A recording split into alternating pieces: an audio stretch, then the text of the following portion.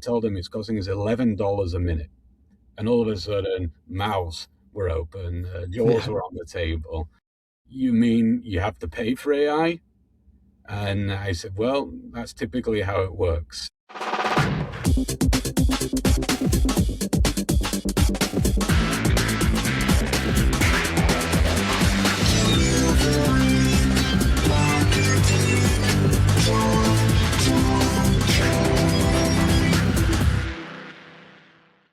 Hey there, and welcome to a brand new episode of Delivering Marketing Joy. I am your host, Kirby Hassman, and joining me today is a brand new rock star. Super excited to dive into this conversation today. He's the CEO of The Big Word, Joshua Gould. Thanks so much for joining me.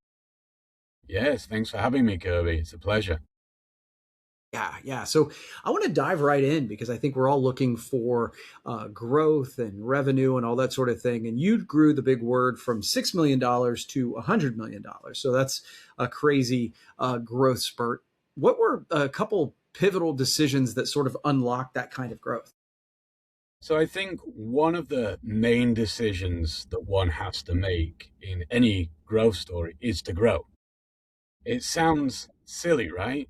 But staying small or staying still is very nice. It's very easy. You can drain the business of cash. You can have what some people describe as a work-life balance. I've never understood what that meant. But I, growing, though, is a decision because it often means 80 hours a week. It might mean, and it did in my case, 100 days on planes and hotels a year. It means taking way less money out. It might be $1 million a year salary versus $150,000 a year trying to cover your costs, or, depending on the size of your company, it'll scale up or down. But first of all, it's a decision. And the decision isn't to grow or not to grow, it's to sacrifice to grow or to not sacrifice and hope you grow. So I would say that's number one. The second thing is you can't grow on your own. You only have, and it doesn't matter if you're Mark Zuckerberg or myself, you still only have 24 hours a day. And out of that day, you can only work so much of it. It doesn't matter how hard you work. There's only so much you can work of it, and there's only so many 24-hour days you can pull before you crash. So you're going to have to build a team. And this is where the sacrifice comes in, because in building a team, you have to give a lot of yourself. I've hired people on $300,000 to $400,000 base a year, and I hire people on minimum wage. In fact, we have a lot of both in our business. And nobody comes as a finished product for the business. None of us are finished product, including myself. So you have to, it's a lot of time, it's a lot of effort, it's a lot of coaching, it's a lot of training. And you're making that investment. You're not directly selling, you're not directly affecting a supply chain to make profit. So that's the second part of it, is you've got to invest, you've got to build the team. And what I hate when I hear on podcasts is you got to build the best team. Best team. Well, of course, it's obvious you got to build the best team, but unless you've got like a $2 to $3 million budget per head, you're not going to build the best team money can buy, right? You've got to build the best team you can afford and that's Right. accessible to you. Because if I went out, even for my business, and I went to, say, Donald Trump or Obama and said, we think you're really good at selling, why don't you come and be my chief revenue officer? They're probably going to say no, right? Right. You've got to go to people who want to work for a company of your size, who want to grow with that company, and they've got to want to make that investment. So you've got to build a team around you. And I'd say those are the first two things, and it's in this order. Then the third thing is you've got to have a product that you can scale. So if your business is to sell coaching and you're just literally there selling your own time, it doesn't matter how big of a team it is. It doesn't matter if Trump and Obama become your spokespeople on television. You've only got so many hours a day that you can sell of your time. So you have to change your product to make it more scalable. So coaches often do this, where they'll coach the coach and then they'll create a brand. In our business, we were an agency. originally. So we were a language service agency. If you needed interpretation, which is the spoken word, or translation, which is the written word, we'd be an agency.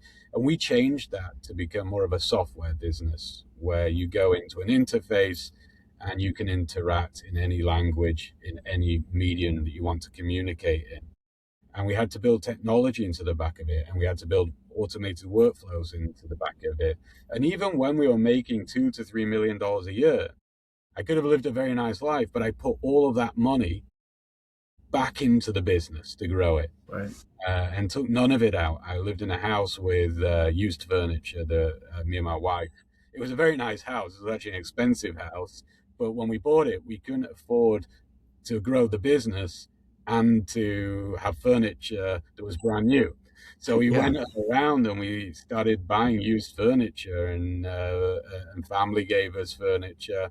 And by the way, no one should feel sorry for me. It was a beautiful home just outside of Manhattan. But it is to make the point that it doesn't matter what stage. You could be listening to this and you got a new business, small business, or you can be a CEO of a business making millions of dollars. If you want to grow, you're probably going to have to reinvest a lot of that money back into it. I think those are my top three tips there. Yeah, that's great. I mean, it really is about sacrifice, I think, is what you're saying. And that's a great point. I think a lot of companies talk about wanting to have predictable revenue, which sure, that sounds great. But what does that actually mean in practice? Can you talk a little bit about that? Yeah, so I think there's three types of revenue. There's subscription revenue, and that's probably your most predictable because it's a deal that you've done usually at least 1 year, but maybe 2, 3 years ahead of time. Then you've got revenue on the other end of the scale where it's one off. Maybe you're maybe you're manufacturing jewelry and you go out there and you direct to consumer and you sell your ring and then it's done. Doesn't mean to say that that consumer is not going to come back to you one day. Maybe it was their engagement and they're going to come back in 10 years time for their 10-year anniversary, and maybe again in 20 years time. Maybe they'll come for their daughter's wedding, but it's unpredictable. It's lumpy revenue. And the problem with that type of revenue is very hard to expand because you don't really know when it's going to come in, and it's hard to predict cash flows. There is this other revenue, though, that a lot of people don't talk about, and that's just contracted revenue.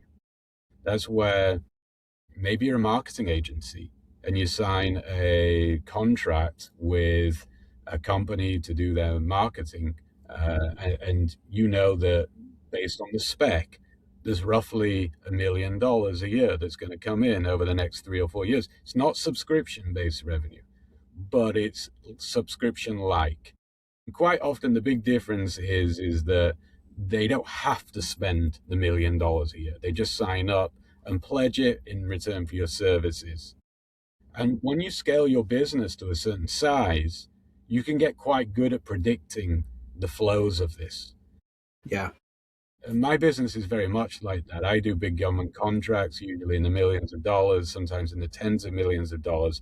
And it's actually driven by people who don't speak English. So we became really good at predicting based on publicly available data, but also our own data on revenue. And I actually can see 5 years out in my business with about a 70% accuracy in 5 years in terms of cash flow. And I don't have subscription business. So everyone's chasing this magic subscription business, but remember, contracted business is great.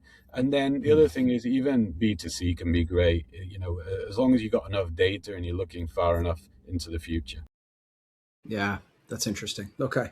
Yeah, and I like that third option. That's pretty interesting. So, what do you think the difference between growth that looks good and growth that's actually healthy? Can you talk about Yeah, the difference? we actually had a board meeting this morning. I'm probably not supposed to say this publicly, but we were talking about this. And Okay. I was presenting to the board our AI interpreting solutions, and I think they were pretty blown away by it.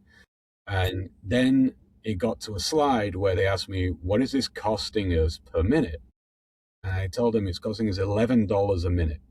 And all of a sudden, mouths were open, jaws Yeah. were on the table. You mean you have to pay for AI? And I said, well, that's typically how it works. And, a couple of them said, well, we've got this AI and that AI, and we pay $20 a month, but that's consumer grade AI. So, you know, if you actually have a look at Anthropic and all these big companies, OpenAI and even Microsoft, they're not making money from their revenue in AI. So I think I read somewhere, I don't know if it's true, the Microsoft attributing $100 billion of AI revenue, sorry, AI investment, but only $20 billion of AI Hmm. revenue.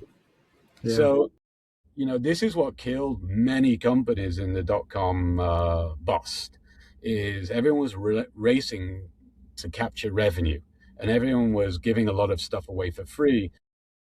VCs and Ps created this new way of valuing companies, Kirby, where they would say, okay, we're not going to look at profitability because it doesn't matter anymore. We're just going to look at cost to acquire a customer. How many customers have you got? What's the engagement?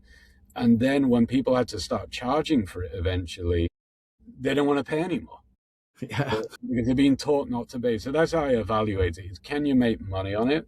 There may be times for freemium or premium or free to pay, but I think it's lazy, and it's for the most part, unless you're a multi-billion-dollar company, it's actually dangerous. So when we look to acquire companies, we're looking at gross margins, we're looking at cash flows, we're looking at predictable Old cash school. flows, Yeah.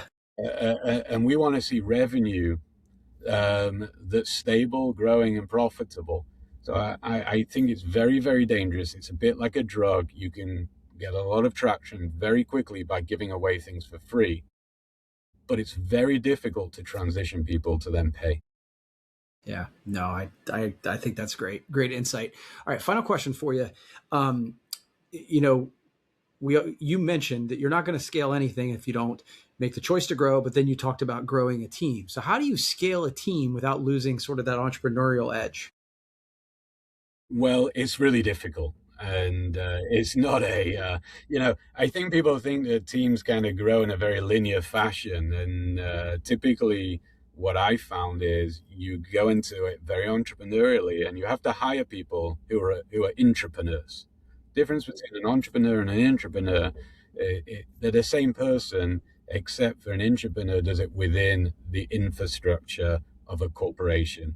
So, in other words, they're taking way less risk with their money, but way more risk with their time, because there's not a bigger as payday at the end of it typically. So you've got to look for your entrepreneurs, and then you've got to accept you're going to have to put some policies, some procedures, some operating rules around that team.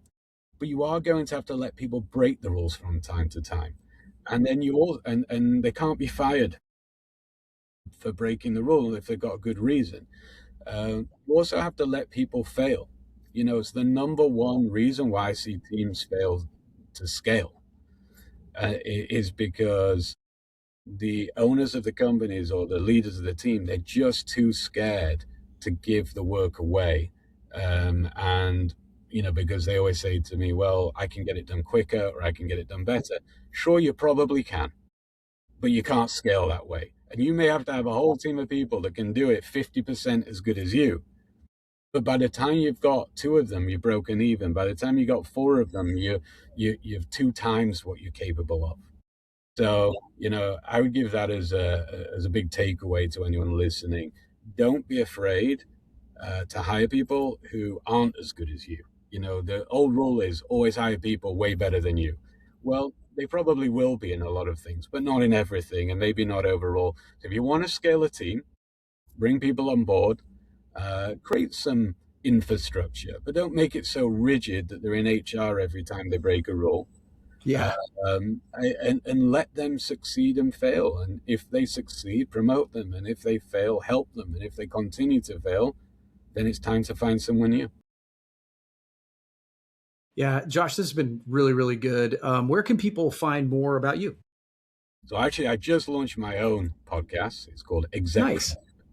So you can Google or YouTube me and look at ExecCraft. Otherwise, find me on LinkedIn. It's Joshua Gould at the big word, and love to communicate with whoever's listening. That's awesome. Well, Joshua Gould, this has been really, really fun. I appreciate it, and we'll have to do it again sometime, okay? Thanks, Gerby. Have a good day. Yeah. Well, that's going to wrap up this edition of Delivering Marketing Joy. We'll see you next time.